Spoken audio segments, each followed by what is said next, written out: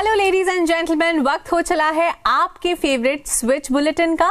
मेरा नाम है सिमरन। इस बुलेटिन में हम न्यूज को सिर्फ वन लाइनर्स में नहीं बताते, बल्कि खबर कब, कहां, कैसे शुरू हुई, उससे जुड़ी हर कड़ी को एक्सप्लेन करते हैं। ब्रेकिंग से लेकर ग्राउंड रिपोर्ट्स तक हम हर तरीके की खबर को स्विच बुलेटिन में लेकर आते हैं, ताकि आप सिर्फ न्यूज को देखें ही नहीं बल्कि उसे समझे भी। स्विच बुलेटिन है तो महज आधे घंटे का, लेकिन बुलेटिन में दिखाई गई खबरें आपको स्विच के सभी डिजिटल प्लेटफॉर्म्स जैसे कि यूट्यूब, फेसबुक और इंस्टाग्राम पर मिल जाएगी, ताकि आप जहां कहीं भी हो न्यूज से अपडेटेड हो। अब अगर हम आपको अपडेटेड रख रहे हैं तो आप भी स्विच को सब्सक्राइब करना ना भूलें। तो चलिए जानते हैं आज के स्विच बुलेटिन में है क्या खास।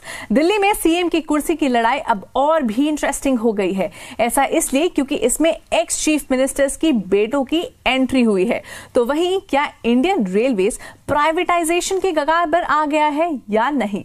बेंगलुरु टेकी सुसाइड केस में एक नया अपडेट आया है, जिससे सोशल मीडिया पर लोगों का मूड स्विच तो हुआ है, तो वहीं वन नेशन वन इलेक्शन एक बार फिर से हेडलाइंस में एंट्री मार चुका है। तो चलिए शुरू करते हैं आज का स्विच बुलेटिन। शुरुआत देश की राजधानी दिल्ली से करते हैं, जहां सीएम कुर्सी की लड़ाई तेजी से बढ़ रही है। अब इस लड़ाई में एक नया मोड़ आया है। सीएम कुर्सी की रेस में अब विरासत की लड़ाई भी ऐड हो गई है। बीजेपी और कांग्रेस दोनों ने आम आदमी पार्टी उम्मीदवार अरविंद केजरीवाल के अगेंस्ट दिल्ली के पूर्व चीफ मिनिस्टर्स के बेटों को उतारा है। क्या इनकी एंट्री से दिल्ली की जनता का मूड स्विच होगा या नहीं, जानते हैं सोबान की रिपोर्ट से।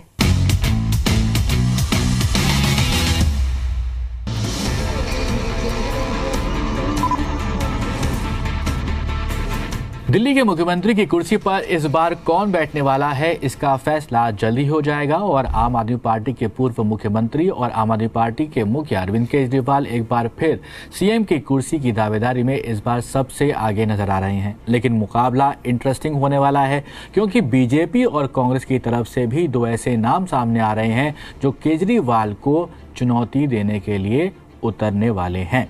आम आदमी पार्टी और कांग्रेस भले ही इंडिया ब्लॉक का हिस्सा हों, लेकिन दिल्ली विधानसभा चुनावों के लिए एक साथ चुनाव लड़ने पर बात नहीं बन पाई है। आम आदमी पार्टी सभी 70 सीटों पर अपने दावेदारों को उतार चुकी है, उनके नाम सामने आ चुके हैं। अरविंद केजरीवाल एक बार फिर से नई दिल्ली विधानसभा सीट से चुनाव लड़ने वाले हैं, अपनी किस्मत आजमाएंगे। दिल्ली की मुख्यमंत्री जो अभी हैं आतिशी, वो कालकाजी सीट से चुनावी मैदान में उतरने वाली हैं। लेकिन इंटरेस्टिंग बात यहाँ पर यह है कि पिछले 6 विधानसभाओं में दिल्ली में वही मुख्यमंत्री बना है जिसने नई दिल्ली विधानसभा सीट से चुनाव जीता है। और नई दिल्ली विधानसभा सीट की यहाँ पर बात करें तो 1998 से 3 टर्म तक दिल्ली की पूर्व मुख्यमंत्री और कांग्रेस नेता शीला दीक्षित ने इस सीट से चुनाव जीता था, विधायक बनी थी और मुख्यमंत्री भी बनी थी। इसके बाद अरविंद केजरीवाल ने पिछले 3 चुनावों में यहां से जीत हासिल की है और वो भी मुख्यमंत्री की कुर्सी पर बैठे हैं। तो अरविंद केजरीवाल ने बाजी पलटी, शीला दीक्षित को हार का सामना करना पड़ा। केजरीवाल ने शीला दीक्षित के जीत के सफर को रोक दिया, उसमें सेंध लगा दी। 2013 में पहली बार वो चुनाव जीते और मुख्यमंत्री बन गए। इसके बाद 2015 और 2020 के चुनाव में भी अरविंद केजरीवाल इस सीट से चुनाव लड़ते हैं और मुख्यमंत्री पद तक पहुंचते हैं। अब 2024 में कयास लगाए जा रहे थे कि अगर सरकार आम आदमी पार्टी की फिर से बनती है तो क्या अरविंद केजरीवाल के अलावा किसी और को पार्टी मुख्यमंत्री पद पर नामित कर सकती है, उनका नाम ले सकती है। फिलहाल इस कयास पर भी खुद अरविंद केजरीवाल ने विराम लगा दिया है। एक न्यूज चैनल से बात करते हुए उन्होंने इस बात का ऐलान कर दिया है कि चुनाव जीतने के बाद ही वो मुख्यमंत्री की कुर्सी पर ही बैठेंगे।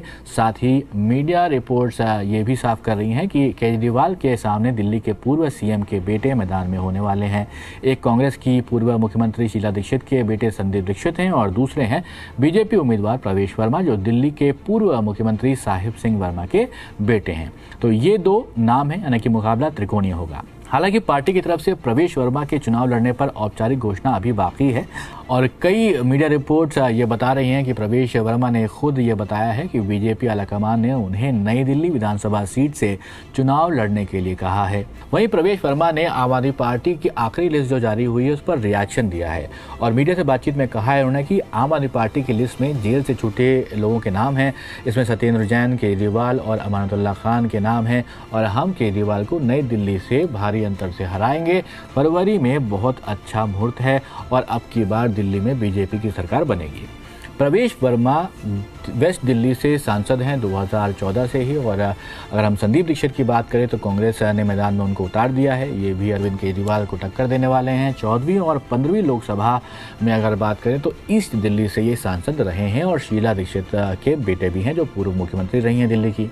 अब देखना यह होगा कि दिल्ली विधानसभा सीट से त्रिकोणीय मुकाबले में जीत किसकी होती है और नई दिल्ली सीट से पिछले 6 चुनावों पर जो भी जीता है वो मुख्यमंत्री पद पर पहुंचा है। मीडिया रिपोर्ट्स में इस बात के दावे मिलते नजर आ रहे हैं कि जो भी कैंडिडेट, चाहे वो बीजेपी के प्रवेश वर्मा हो या कांग्रेस के संदीप दीक्षित, अगर वो अरविंद केजरीवाल के जीत के सफर को रोकने में कामयाब होते हैं तो उन्हें दिल्ली में बड़ी जिम्मेदारी मिल सकती है। इसके पीछे क्रोनोलॉजी समझिए। अब क्या समझ में आता है? असल में वेस्ट दिल्ली से सांसद रह चुके प्रवेश वर्मा को अपने इलाके के 10 विधानसभा छोड़कर नई दिल्ली के जो सीट है वहां पर केजरीवाल के खिलाफ उतारे जाने की बात चल रही है। इसी तरह से ईस्ट दिल्ली से जो सांसद रहे हैं संदीप दीक्षित, उनको कोई और विधानसभा सीट से भी चुनाव लड़ाया जा सकता था, लेकिन उनको भी नई दिल्ली विधानसभा सीट से ही उतारा गया है। ऐसा आखिर क्यों? बड़े सवाल हैं। इसके सवाल जल्द ही मिलेंगे चुनाव के बाद।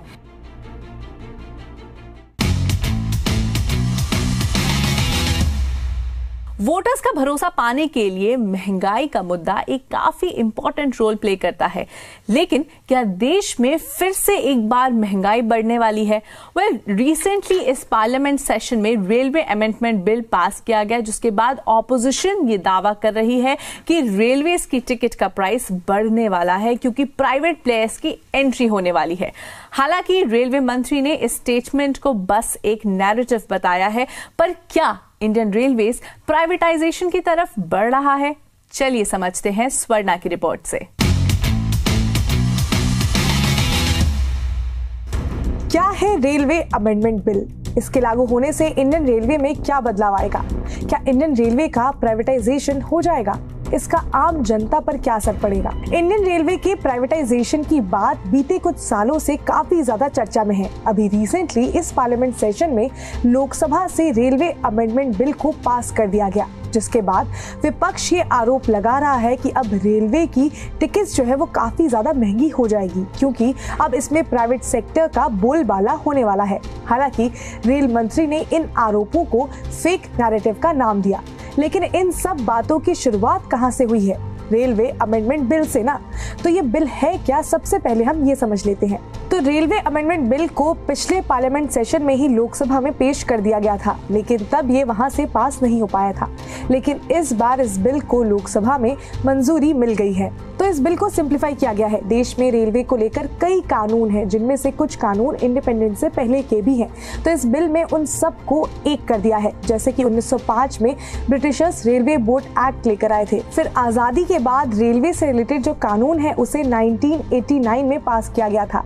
लेकिन इसमें एक मसला ये था कि अभी भी 1989 वाले कानून के साथ जो 1905 कानून है वो भी लागू है, जिस वजह से बहुत सारे काम में डिले हो जाता है, जिस वजह से नए अमेंडमेंट में दोनों कानून को एक कर दिया गया है, जिससे रेलवे जो है वो सिंगल लीगल फ्रेमवर्क पर काम कर सके। लेकिन यहाँ पर सवाल ये आता है कि इससे इंडियन रेलवे में क्या क्या बदलाव आ जाएगा। तो इस अमेंडमेंट के बाद रेलवे बोर्ड का पावर जो है वो बढ़ेगा। रेलवे बोर्ड के डिसीजन मेकिंग में गवर्नमेंट का जो रोल है वो ज्यादा नहीं होगा। ये बोर्ड इंडिपेंडेंटली काम कर पाएगी। इसके अलावा इस बोर्ड में कौन लोग होंगे, कौन मेंबर्स होंगे, उनकी क्या कॉम्पोजिशन होगी, ये सब गवर्नमेंट ही डिसाइड करेगी। लेकिन इस बॉडी की जो फंक्शनिंग है वो इंडिपेंडेंटली ही काम करेगी। इसके अलावा देश में जो अलग अलग रेलवे जोन है उनके पावर को भी बढ़ाया जाएगा, जिससे कि अलग अलग जोन की एफिशिएंसी है वो बढ़ सके। इसके अलावा जो एक और बदलाव होने जा रहा है, जो कि सबसे इम्पोर्टेंट और सबसे बड़ा बदलाव है, जिसका विपक्ष जो है वो लगातार विरोध कर रही है, वो बदलाव है इंडिपेंडेंट रेगुलेटर का गठन किया जाना, जिसका काम ये होगा कि रेलवे का खर्चा कितना होगा, प्राइवेट सेक्टर की इन्वॉल्वमेंट कितनी होगी, सेफ्टी और सिक्योरिटी को लेकर क्या किया जाना चाहिए, इन सब बातों पर ध्यान देने के लिए एक इंडिपेंडेंट रेगुलेटर होना चाहिए और इसका गठन किया जाएगा। ये भी इस अमेंडमेंट में लिखा गया है, जिसका विरोध जो है वो विपक्ष लगातार कर रही है। लेकिन जब से इस बिल की बात पार्लियामेंट में होनी शुरू हुई है, तभी से विपक्ष ने इसका विरोध किया है। इस बार भी जब इस बिल को पास किया गया था, तब विपक्ष का कहना था कि रेलवे को प्राइवेट मार्केट की ओर धकेला जा रहा है, जिससे नुकसान जो है वो आम जनता को उठाना पड़ेगा। रेलवे के किराए में बढ़ोतरी हो सकती है, जो आम जनता के पॉकेट के लिए बिल्कुल भी सही नहीं है।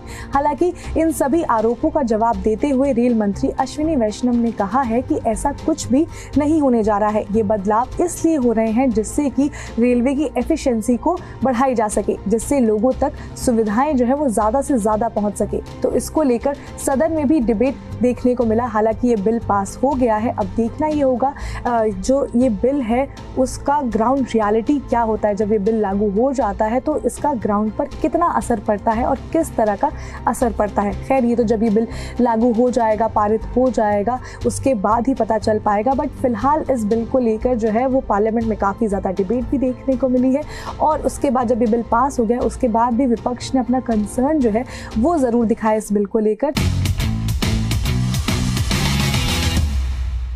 अब स्विच करते हैं एक ऐसी स्टोरी पर जिसने पूरे देश को झकझोर कर रख दिया, the Bengaluru techie suicide case. इस केस में अब अतुल सुभाष की वाइफ निकिता सिंघानिया और उनकी फैमिली को पुलिस ने गिरफ्तार कर लिया है।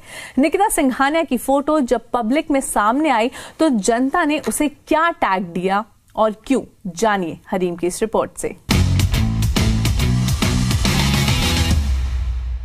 बेंगलुरु के टेकी अतुल सुभाष के सुसाइड केस को अगर आप फॉलो कर रहे हैं तो इस फोटो से आप फेमिलियर होंगे। यस, इस पिक्चर में पर्पल जैकेट में हैं अतुल की पत्नी निकिता सिंघानिया। उनके साथ मौजूद हैं उनकी मां निशा सिंघानिया और भाई अनुराग सिंघानिया। इन तीनों को ही पुलिस ने अरेस्ट कर लिया है।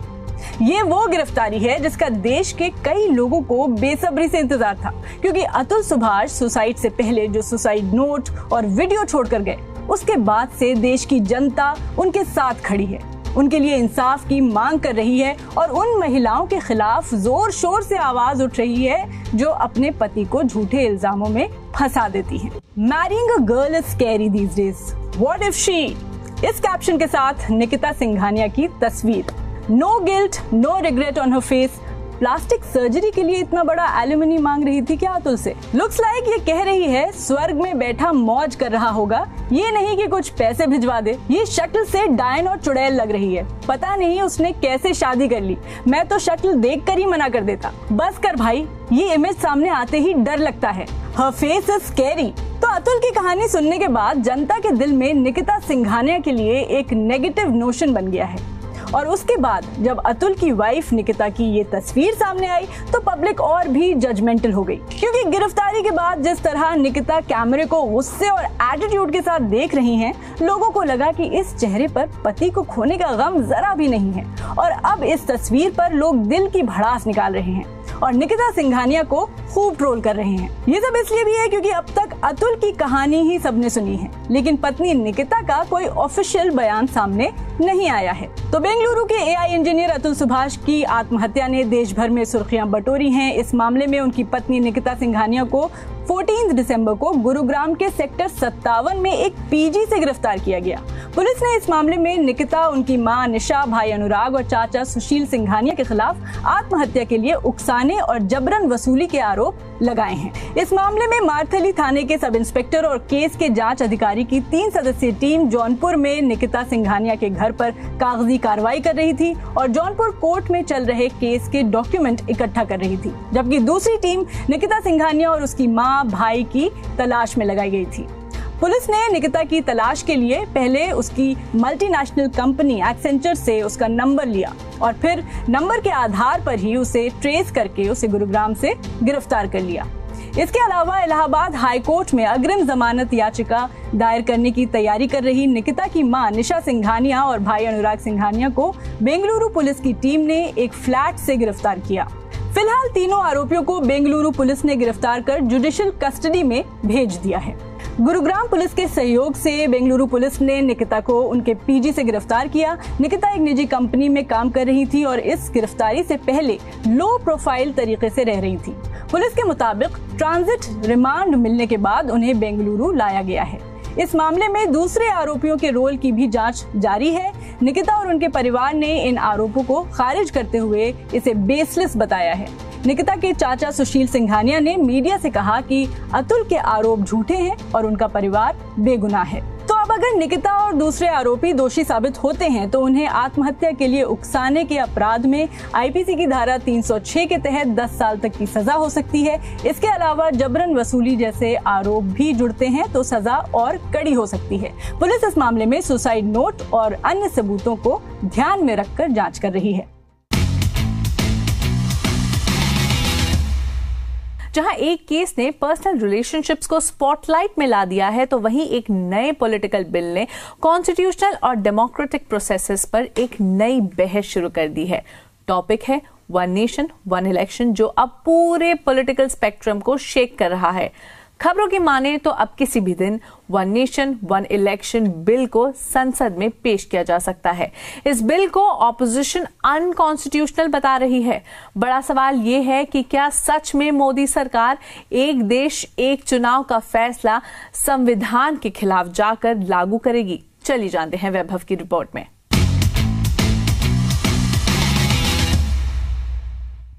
एक देश एक चुनाव, एक भारतीय जनता पार्टी की जुगाड़ है चुनाव जीतने की।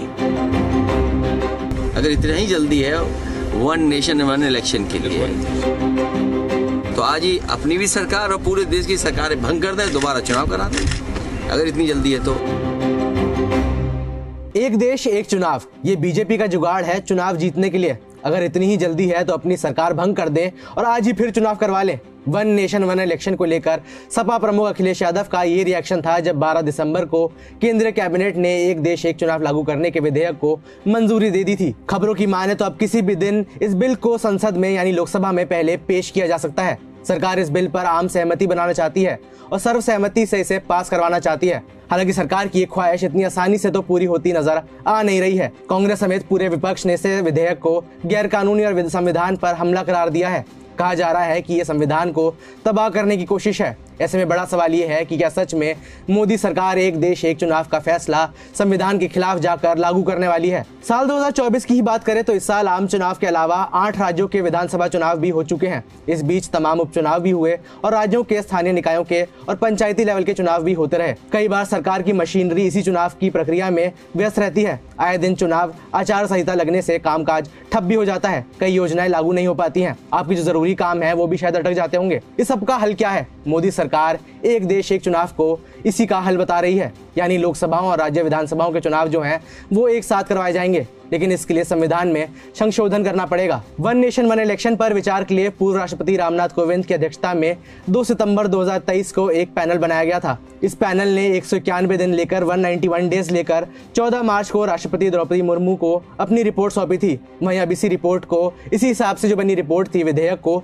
मोदी कैबिनेट की मंजूरी मिल गई है। संवैधानिक प्रक्रिया के तहत अब अगला कदम इस बिल को संसद में पेश करना, यानी पहले लोकसभा में पेश करना होगा और यहीं पर पूरा गेम भी होना है। खबरों की माने तो सरकार इस बिल पर अहम सहमति बनाना चाहती है और सर्वसहमति से इसे पास करवाना चाहती है। लिहाजा संसद में बिल चर्चा के लिए ज्वाइंट पार्लियामेंट्री कमेटी यानी जेपीसी के पास भेजा जाएगा। जेपीसी इस बिल पर सभी राजनीतिक दलों के प्रतिनिधियों के साथ चर्चा करेगी। कोशिश रहेगी कि विपक्ष को साथ लाकर one nation one election bill को पास करवाया जाए और जल्द से जल्द इसे कानून भी बनाया जाए। फिलहाल जिस तरीके से काम चल रहा है उसे देखकर ऐसा लगता है मानो पीएम मोदी और पूरा सरकारी तंत्र ही एक एजेंडे के साथ काम कर रहा है और चल भी रहा है। कोशिश चल रही है कि 2029 तक एक देश एक चुनाव वाला फैसला लागू भी हो जाए। इस पॉइंट तक विपक्ष कोई सवाल भी नहीं कर पाया है। हालांकि सवाल जवाब और वाद विवाद का सिलसिला अब शुरू होगा, क्योंकि एक देश एक चुनाव का ये जो बिल है अब संसद में पेश होने वाला है। अब विपक्ष क्या कह चुका है वो भी बता देते हैं। विपक्ष की माने तो वन नेशन वन इलेक्शन जनता का ध्यान भटकाने का तरीका है। संविधान में ऐसा कहीं भी नहीं लिखा गया है कि आम चुनाव और राज्यों के चुनाव साथ होने चाहिए और ये भारत के फेडरल स्ट्रक्चर यानी संघीय ढांचे के खिलाफ भी है। हम शुरू से ही कहते आए हैं कि ये वन नेशन वन इलेक्शन एक ध्यान भटकाने का एक और तरीका है और संवैधानिक व्यवस्थाओं के एकदम विपरीत है। संवैधानिक व्यवस्थाएं इस तरह का कोई आदेश नहीं देती हैं कि आप हर असेंबली पार्लियामेंट सब इकट्ठा इलेक्शन कराइए। फेडरल स्ट्रक्चर के भी खिलाफ है। एक देश एक चुनाव भारत के फेडरल स्ट्रक्चर यानी संघीय ढांचे के खिलाफ है। ये जो लाइन है ये कई विपक्षी नेता दोहरा चुके हैं और अभी भी कह रहे हैं। 18 सितंबर को AIMIM चीफ असदुद्दीन ओवैसी ने एक ट्वीट किया था जिसमें उन्होंने वन नेशन वन इलेक्शन को एक ऐसा सोल्यूशन बताया जो कि प्रॉब्लम की तलाश कर रहा है। उन्होंने भी लिखा था कि ये फेडरलिज्म के खिलाफ है। मल्टीपल चुनाव ये सिर्फ मोदी और शाह की दिक्कतें हैं क्योंकि वो निकाय चुनावों में भी कैंपेनिंग करने निकलते हैं। ओवैसी के इस ट्वीट से राजनीति को साइड हटाए तो यहाँ पर कीवर्ड फेडरलिज्म है जिस पर खतरा बताया जा रहा है। अब आपको ये वर्ड गूगल करने की जरूरत नहीं है, इसके जो सर्च रिजल्ट्स हैं यहीं पर आपको दिखा देते हैं। ये देखिए, बता दें कि फेडरलिज्म वो सरकारी प्रणाली है जिसके चलते संवैधानिक शक्तियों को केंद्र सरकार और राज्य सरकार के बीच बांटा जाता है यानी डिस्ट्रीब्यूट किया जाता है।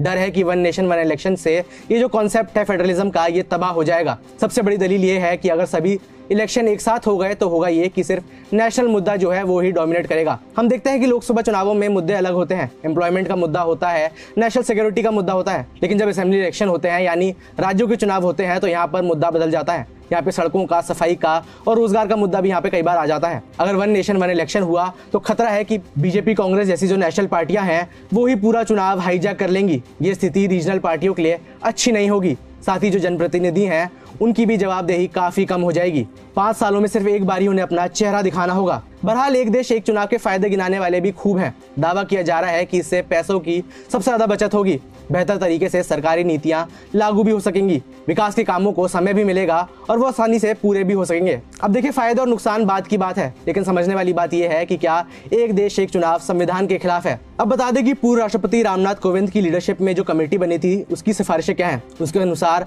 पहला बिल संविधान के अनुच्छेद 82A में संशोधन करेगा जिससे लोकसभा और विधानसभा के जो कार्यकाल है उनकी जो समाप्ति है वो एक साथ ही हो पाएगी। वहीं जो दूसरा बिल आएगा वो यही प्रक्रिया यूनियन टेरिटरी से जुड़े एक्ट्स और उनकी जो विधानसभाओं की जो कार्यकाल है उनको एक साथ समाप्त करने के लिए तय करेगा।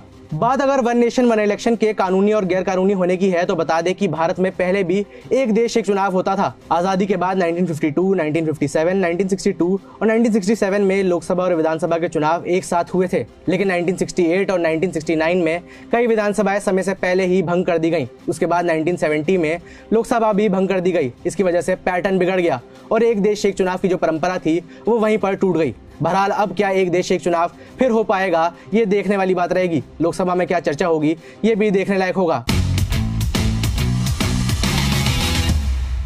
तो आज के स्विच बुलेटिन में हमने देश में चल रहे हॉट टॉपिक्स पर बात की, चाहे दिल्ली इलेक्शंस हो या वन नेशन वन इलेक्शन से जुड़ी मेजर अपडेट। ठीक इसी स्विच बुलेटिन की तरह ही स्विच के डिजिटल प्लेटफॉर्म्स जैसे कि YouTube, Facebook और Instagram पर आपको ऐसी ही लेटेस्ट रिपोर्ट्स, ग्राउंड रिपोर्ट्स, वॉक्स पॉप्स और एक्सप्लेनर्स का डेली डोज मिलेगा। आपको बस स्विच को सभी प्लेटफॉर्म्स पर सब्सक्राइब और फॉलो करना होगा। चलिए मिलते हैं अगले स्विच बुलेटिन में। Till then keep watching switch.